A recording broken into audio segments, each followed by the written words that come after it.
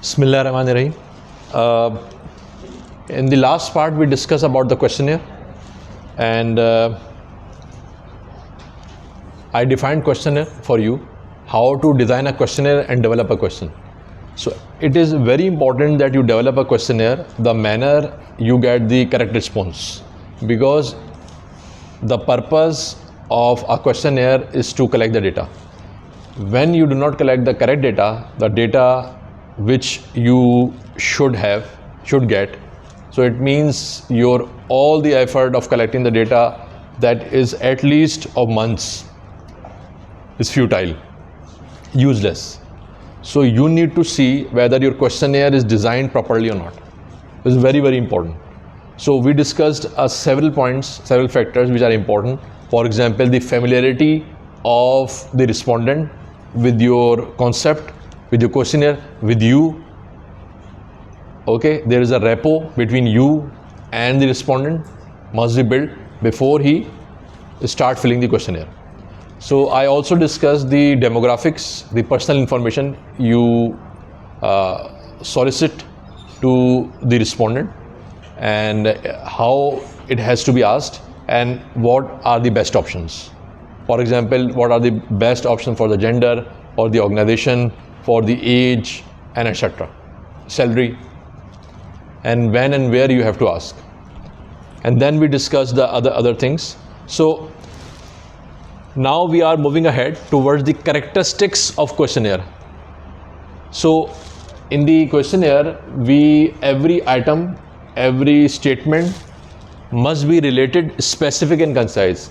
They must be related to each other, because every variable which has multiple measures, multiple items, must be related to each other, must be of same concept. They should not be in a divergent concept, a totally different concept, in a totally different concept. They must be within the concept. Statements must be in sequence and in a logical manner. They have to be in sequence, logically sequenced, so that the respondent is convenient to give the answer.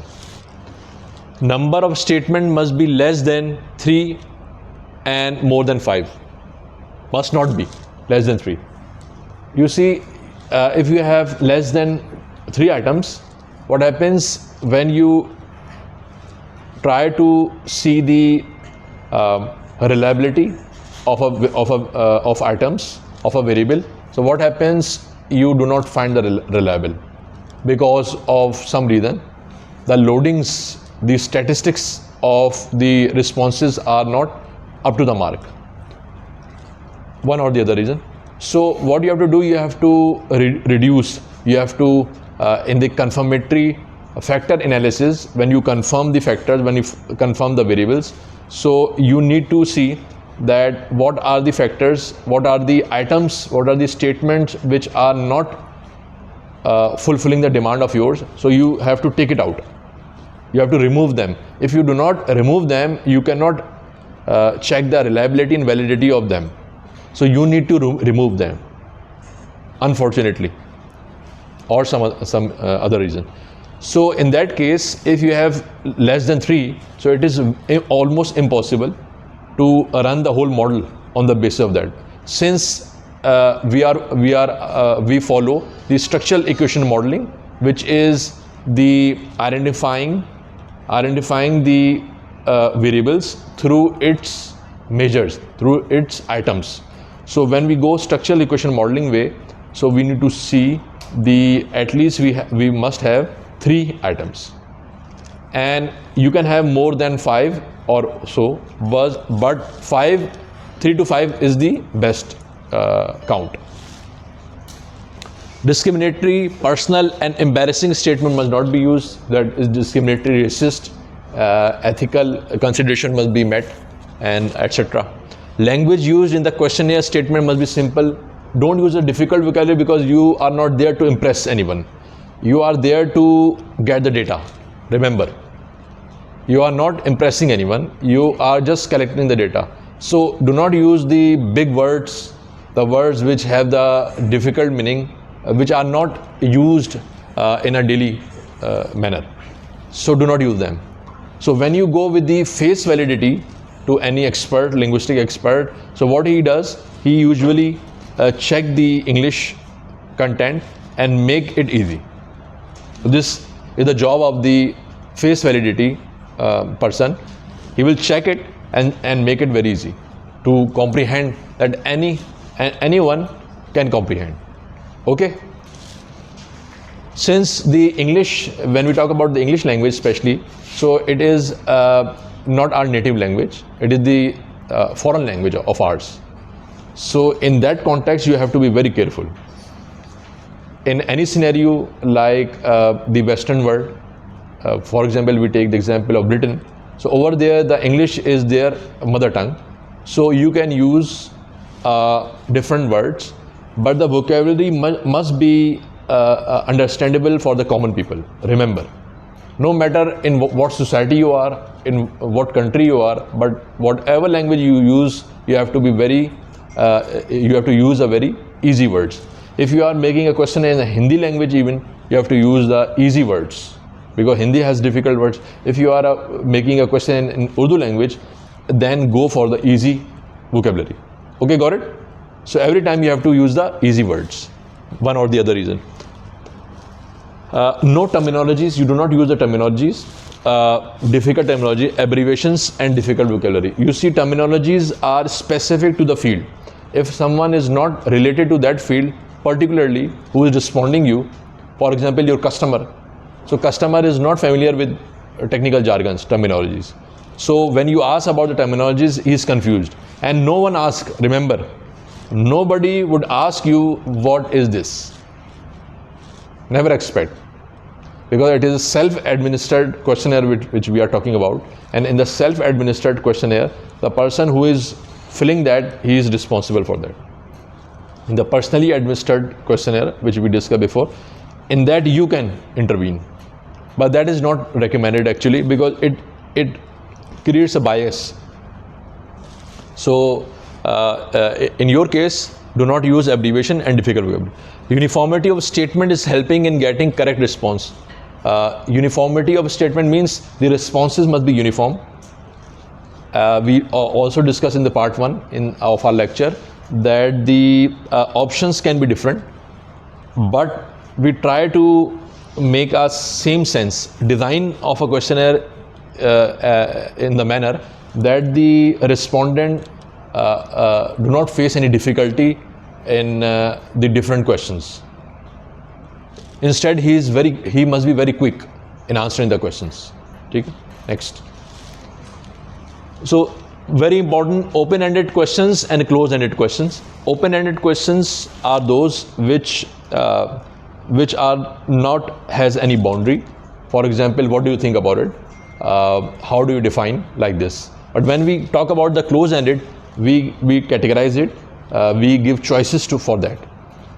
We have boundary for that. For example, care has to be taken to ensure that the alternatives are mutually exclusive, collectively exhaustive, which we discussed in the last class. Mutually, do you remember that? Mutually exclusive and collectively exhaustive. Any one of you do not remember, please go to my last lecture in the video and learn that. This is a very important concept. Mutually exclusive and collectively exhaustive. So you need to see the options must be mutually exclusive and collectively exhaustive, but option must be there. Whenever we talk about the closed question, the option must be there. In the open-ended question, there is no concept of options. Okay. So you can give the open-ended question at last, but it is not easy to measure the responses. So it is not easy. It requires a different kind of effort. It requires even software to understand the English language or any language you are taking the data. And from that you find out the keywords and try to learn from that, try to analyze it. So usually we go with the closed-ended questions. The closed-ended questions has the categories, has the options, and they must not be overlapped to each other. Since they are mutually exclusive, so the options must not be overlapping. They must be different to each other. Okay. I explained in detail in my last lecture. So if you have any ambiguity in that, mutually exclusive, collectively exhaustive, go in that and try to learn. Next. Okay.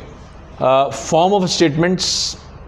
Variable perceives success on a 5 scale, with 1 being very low and 5 being very high on the scale. So you see, form of statements in 1 very low and 5 very high. A good questionnaire should therefore include both positively and negatively worded questions. What does it mean? It means, firstly, you always give option with the strongly disagree. I mentioned in my last lecture. Start with the strongly disagree and then goes with the disagree, neutral, agree, strongly agree. That's how you, so that you are not directing to the respondent that go that way. Okay? First thing. Second thing, it says you can give the negative statement as well. You can give the positive statement as well. Because why? Because you need to know whether the respondent is reading the questions, statements or not. If the respondent is not reading the items of yours, the statement of yours, you can easily pick by changing it. For example, you enjoy drinking tea, you don't drink tea at all. So you see, these are, one is negative, one is positive. Of someone who enjoy drinking tea cannot drink tea at all. The respondent can respond positively on one, not on both. So it's very important. So if the respondent is reading that, he can differentiate the difference in that. So you give like this. Okay, so you and you have to basically it is also called reverse coded. It is also called reverse coded. Write it down. It is called reverse coded. Reverse coded. Why? Because you need to reverse code that. For example, strongly disagree, neutral, agree, strongly agree. Okay. So for positive questions, the answer is there. The negative, strongly disagree, neutral, agree, strongly agree. Okay. So you have given positive and negative question of a same concept, for same point. For I just gave you example. You enjoy drinking tea or you don't drink tea at all. So one respondent cannot give strongly agree to both at once. So he must change his answer. For example, if he strongly agree with drinking tea, so he strongly disagree with I don't drink tea at all. Got it? So when you get the answer, so what you do, you change it. For example, that's how you code 1, 2, 3, 4, 5. Okay? So what you do in this question, what you do, you code it reversely. Okay? 5, 4, 3, 2, 1. 5, 4, 3, 2, 1. Because the one who is giving you the 5 must be giving 5. Same way. Got it? The answer must be same. If someone is not reading your questionnaire at all, questions at all, items at all, so what he will give, he will respond that way. Strongly agree, in the positive and negative both. I don't drink tea at all, I enjoy drinking tea. Strongly agree. Because he is not reading your items at all. But someone who is reading, he will be giving you the same 5, that is 5. Got it? I am repeating myself again. You need to concentrate a little bit. You see, the responses are same, but the items are different. One is positive and the other one is negative. So if any respondent who is genuinely reading the questions, he would not be giving the same answer to both. He must have the switching the answers. Got it? For example, if someone is enjoy drinking tea, must strongly agree. And if you ask, you don't drink tea at all, so he must strongly disagree. Am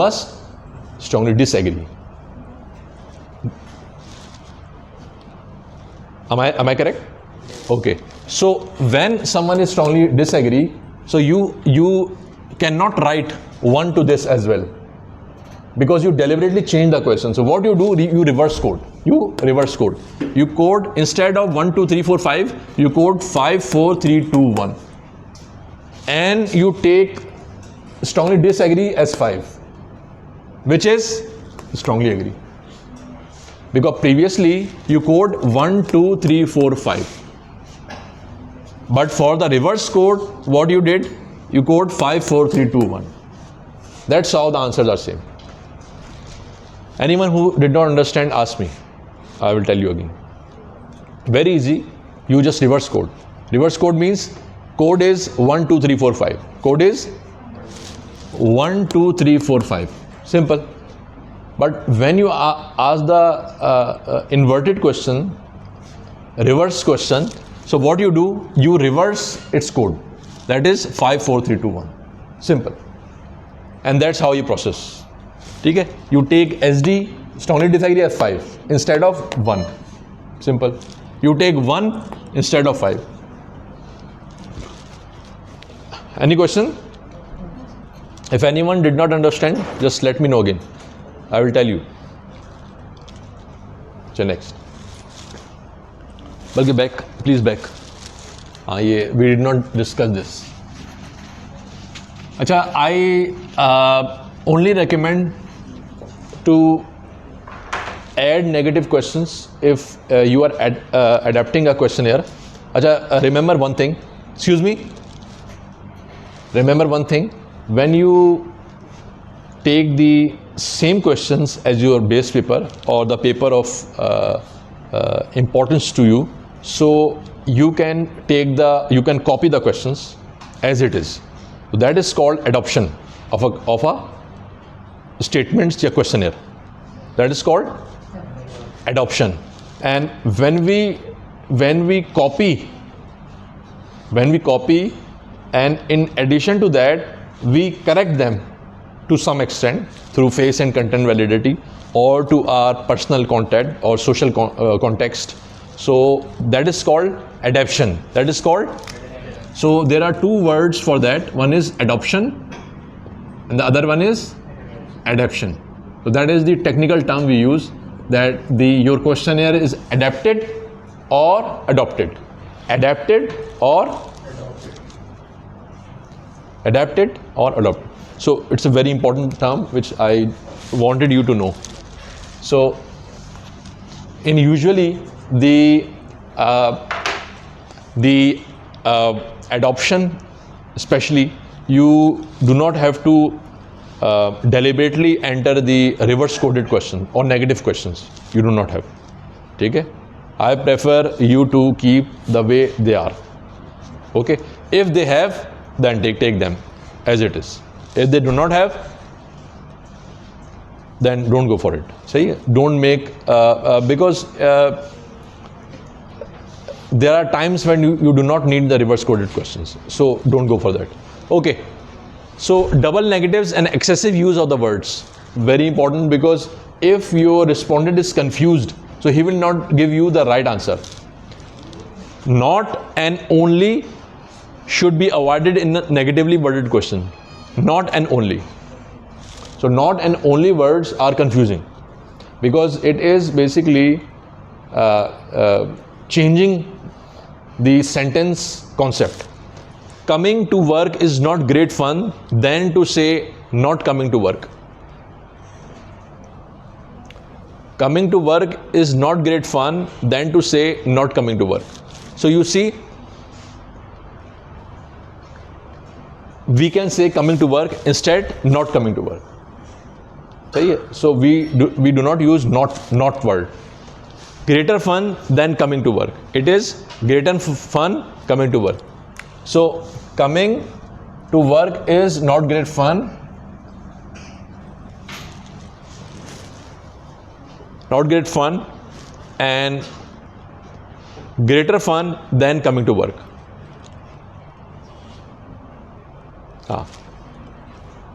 So you should say like this: coming to work is not great fun than to say not coming to work is greater fun than coming to work. Sahi hai? So Likewise, it is better to say the rich need no help than to say only the rich do not need help.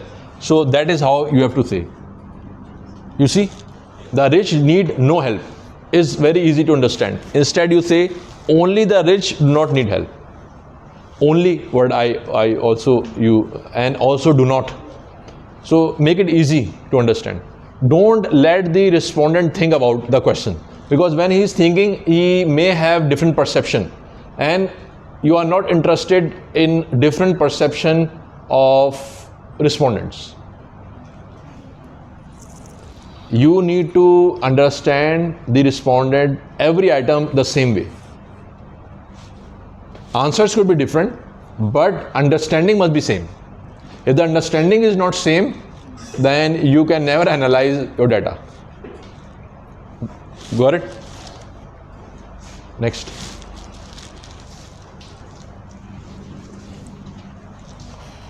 Okay, double barreled.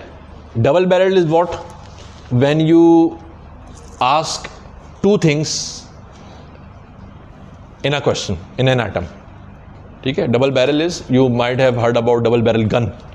So which has a double barrel and two bullets come out at the same time. The same way, do you think there is a good market for the product and it will sell well? You see, there are two things. What are the two things?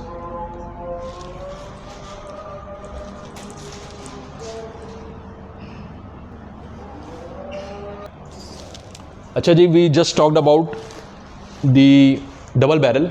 Double barrel is a very important concept, because when one question is asking, one question has two questions in it, the respondent get confused that which question he has to answer. So what he does usually, he answer on one of the question. For example, there is a good market for the product, and the another question in our question in an item, that is sell well. So good market and sell well, these are different things. So when you ask two concepts, 2 points in a single item, the respondent get confused. So how you have to ask? You have to ask, do you think there is a good market for the product? Do you think the product will sell well? Understood? Yes. Let me repeat again. Double barrel question was there, that is, do you think there is a good market for the product and that it will sell well? So that is the example of double barrel, in which you are talking about the sell and the market as well. So how you have to ask logically or in the correct manner so that you get the right answer. You think there is a good market for the product. Another question is, you think the product will sell well. Okay? Remember, in the items we do not use the question form. That is why they are called statements. So right one is you think, not do you think, and there must not be any question mark over here. In the items of yours through which you collect the data, never ask do, what, is, was, were. Never use these. Can, could, would, no. Never start statements like this. You have to start from you. You think there is a good market for the product. You think there is a good market for product. You think the product will sell well. Okay? Understood? So next. Next is recall dependent questions. When you expect the respondent will be recalling past. So basically it's a wrong concept, because nobody is going to recall for you. And if someone is recalling, maybe he will not be justifying it correctly. For example, you say, what was the day when you first joined the office? The day you joined the office, what task you did first? And you joined the office 20 years back. You joined the office 20 years back. So you see, 20 years back, if someone asks you what you did first, so how would you respond? You respond by the choices.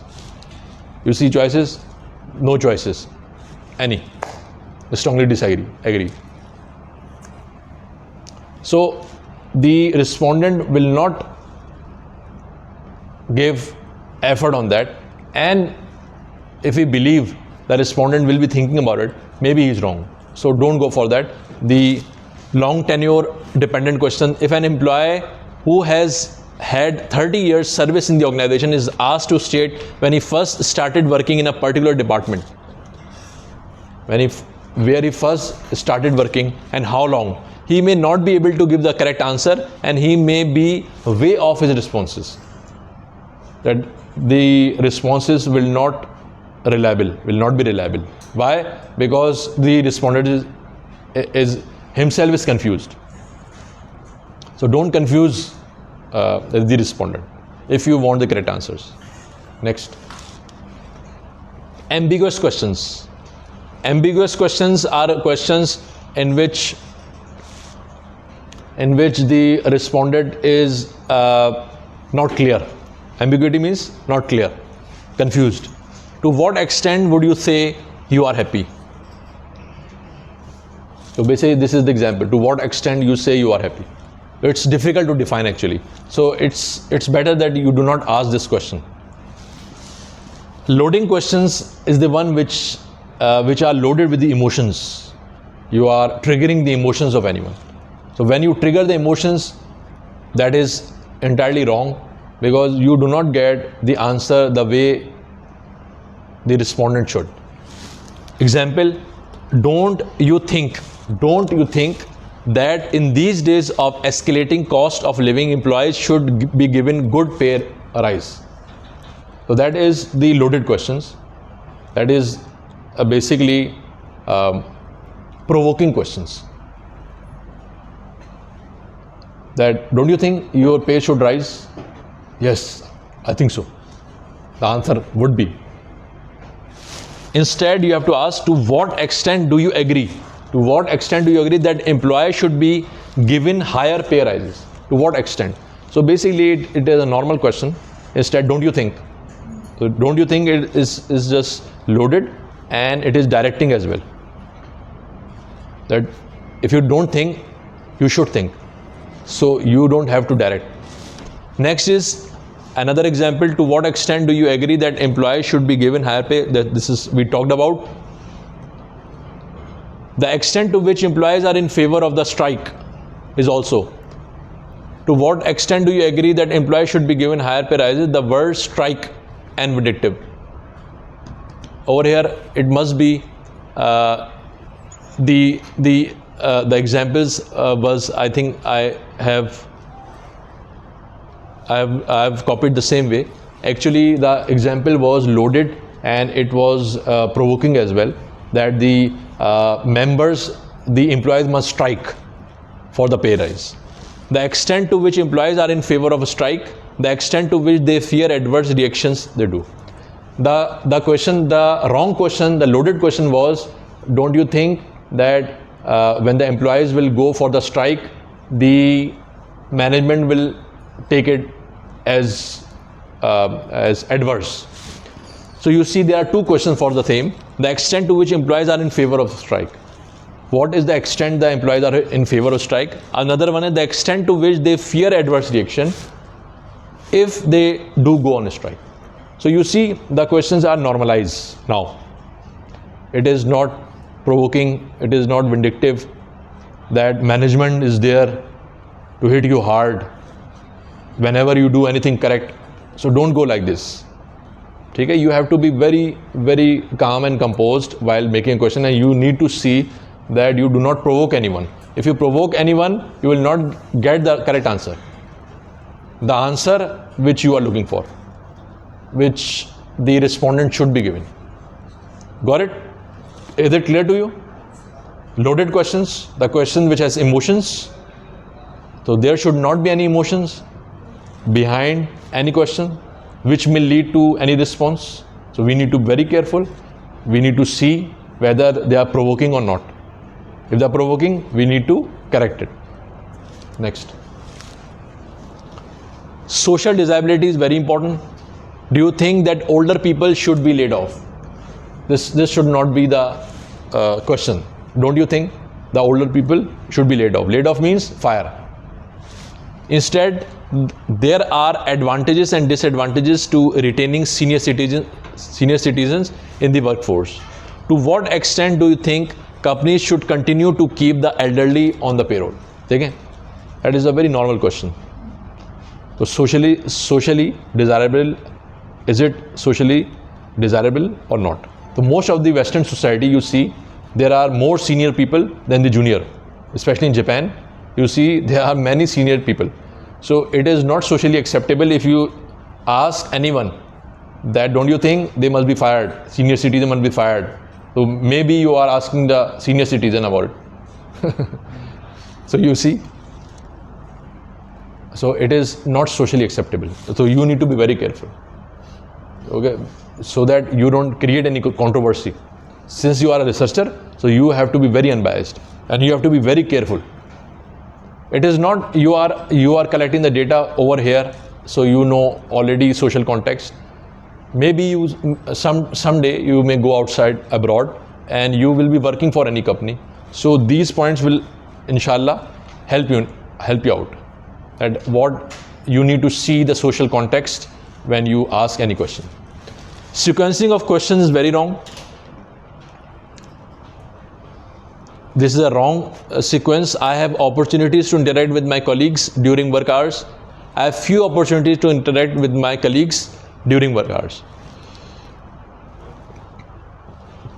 You see, this is wrong. Why?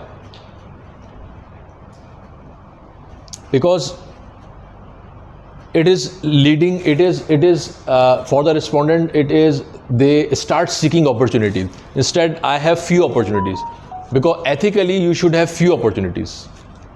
Ethically, you must have few opportunities. Because you are not here to just interact or intermingle. You are here to work. So this is basically, it's a wrong sequence of question. Next. It is the another option. You can ask the salary question, the age question at last, when you develop some rapport, when you ask the different questions variable, then at the end you can ask this. It's over you. As I already mentioned that in my research work, I ask in the beginning. It's over you. Okay? Next. And that's how you can develop that's how you can develop the scale. Different scales are there about the salary. One of the students show me about the salary, so you can take an idea from here. In dollars, you can change the currency accordingly. Next. So inshallah, I will be giving you the lecture on the bias. There are a lot of biases involved. For example, survey bias, sampling, and the non-response. So survey is questionnaire through questionnaire we survey basically. It is called survey questionnaire technique. One of the strategy of research is survey, and survey is conducted through questionnaire. So whenever we conduct the survey, we have the sampling bias and we have the non-response bias. So I will be giving you a lecture on this. It will be helpful for you. Pilot study data testing with cron by alpha. This is a very important lecture. When you collect the data of 50 respondents or sometimes 100, when your sample is very big. So since what I did in my PhD thesis, I had to collect the data of more than 1,000 respondents. So my pilot testing was of 100 respondents. And if I talk about you guys, so you guys will not be collecting data of more than 300. So 50 is enough for you for the pilot study. So what is pilot study? Pilot study is basically testing the tool you are using. Is the tool for collecting the data is reliable or not?